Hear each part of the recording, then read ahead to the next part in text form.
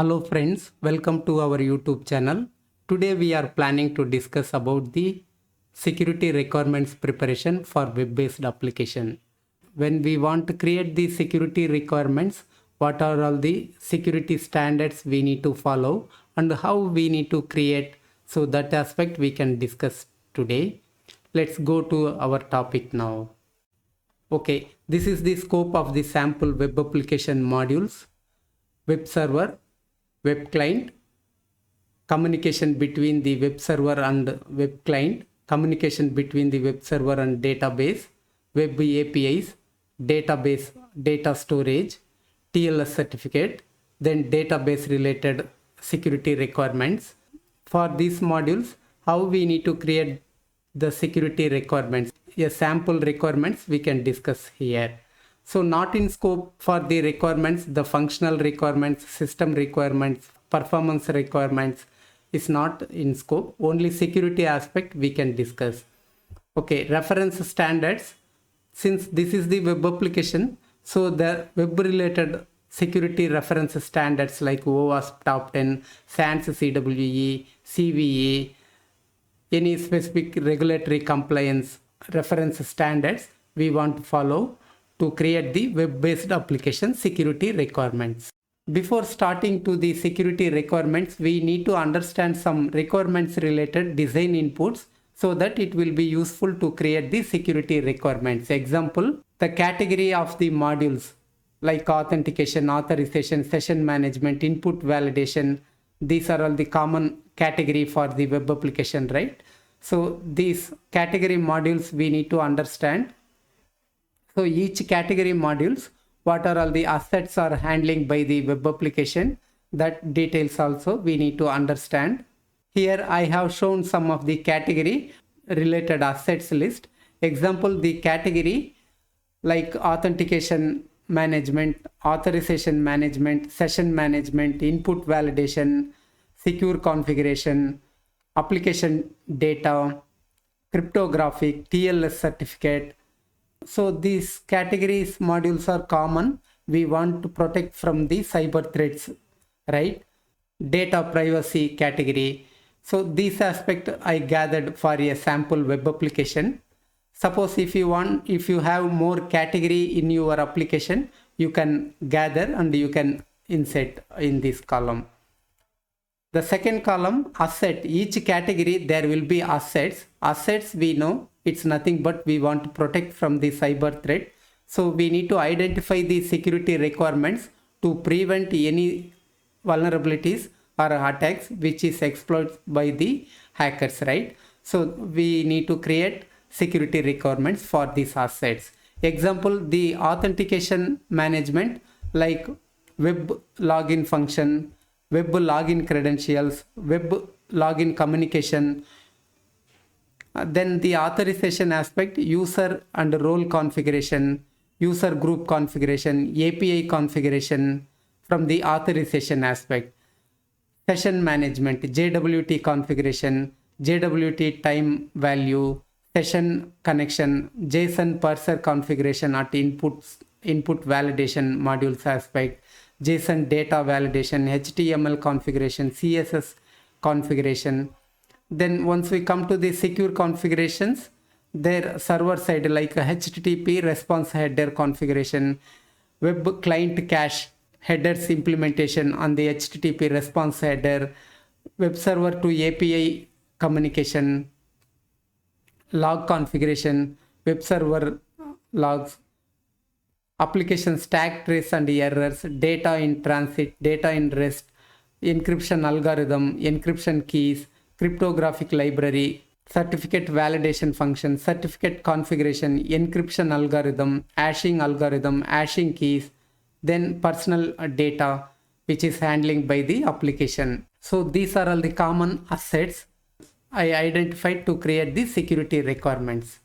Okay, once we identify the assets, the description you can see web login function means like login form, web client login form, client login validation, authentication method. Then web login credentials means web login username, password, credential storage on the server side, credential password enforcement, web login communication, credential encryption, application users and roles, then JWT configuration, JWT ideal session timeout configuration, session ID, randomness. So these things we need to understand thoroughly. Okay, the first input, the assets and descriptions we need to understand thoroughly. Then the second input, like external dependency. If the application have any external dependency to communicate with any third party system over the API or any connectivity, we need to understand that. Since if the external dependency system have any security threats, it will impact our system also. So this input also thoroughly we need to understand. Example, the web server version. Assume that here we are using the Spring Boot framework, JSON parser, HTML parser versions.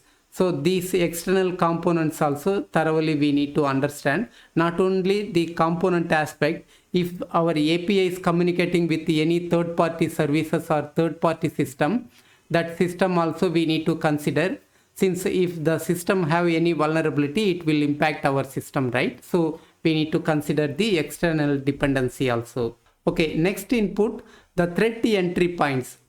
Threat entry points are threat entry gates, right? So these are all the points we need to secure to achieve end-to-end security of the application. Like a web server is one of the gate or entry point for the hackers. They can exploit the vulnerability, right?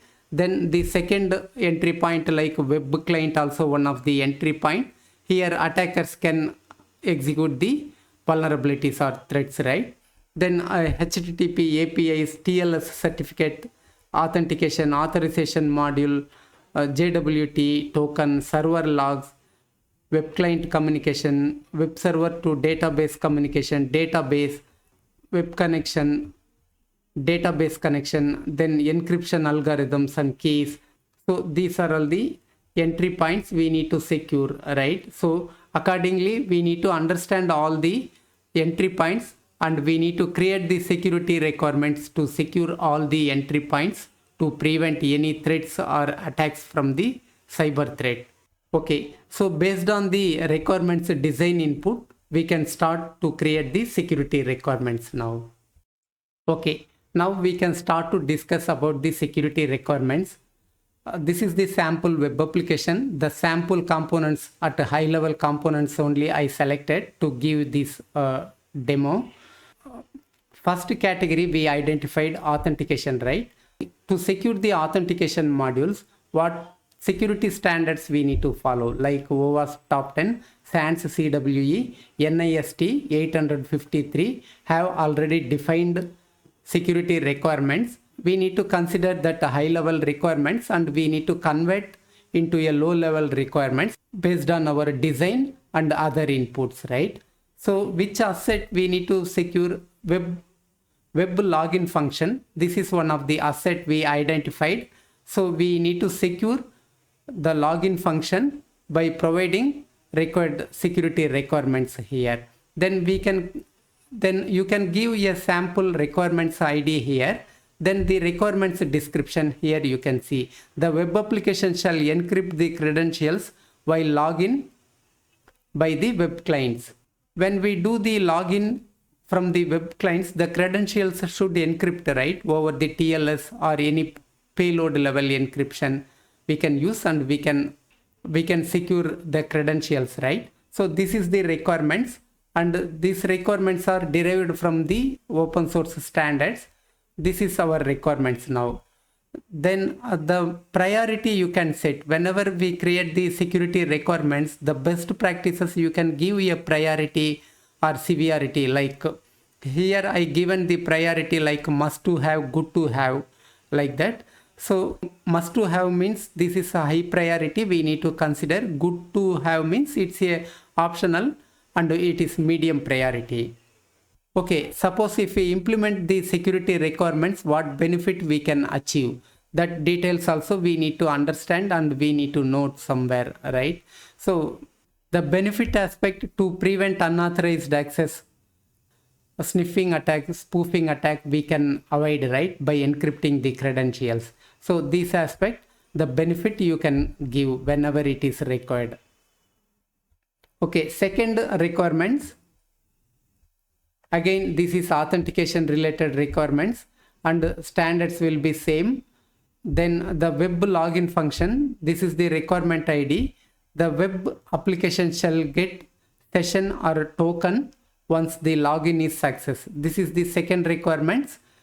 You can give the requirement ID and priority of the requirements, like must to have, good to have requirements.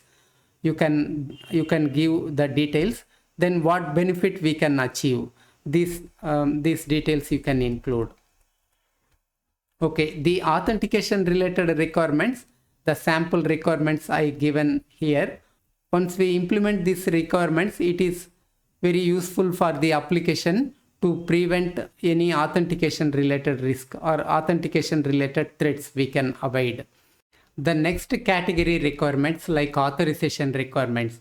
If we implement the authorization or access control requirements, we can avoid the privilege escalation attacks, unauthorized access attacks, broken access control related attacks we can avoid.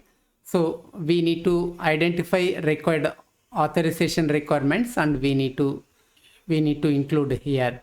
Then the session related requirements, in between the web server and web client, the session timeout, session timer configuration, idle session timeout configuration, then the session renew configuration, all these aspects we need to gather in the session related requirements. Then input validation, whenever the server get any input, maybe the JSON data or any form of the data, it should validate and it should sanitize all the data and before sending it to the business logic. So that sort of input validation related requirements we need to gather. Then the secure configuration requirements on the server side, client side, secure configuration files, all these aspects we need to consider when we create the security requirements. Example, the HTTP response headers, what are all the headers are required, cache related headers, then the which HTTP protocols we need to select, all these aspects we need to consider. Meantime, the secure configurations, secure configuration files, password configurations, all these aspects we can do. Okay, if the server have any network services or communication services like SSH, SFTP, SNMP, that protocols security also we need to consider and we need to update requirements to secure that services. Finally, the data which is privacy data which is handling by the application, that may be the P2I data or any medical data or any kind of sensitive data, how we securely we need to handle that data, that may be in the storage or in the transit or in the use. All these aspects we need to consider the requirements and we need to update accordingly. Okay, this is the approach we need to follow to achieve end-to-end security. I given the security requirements preparation overview. Suppose if you have any clarification, you can post your clarification in the comment box. Thank you for watching this video. I will see you in next session. Bye.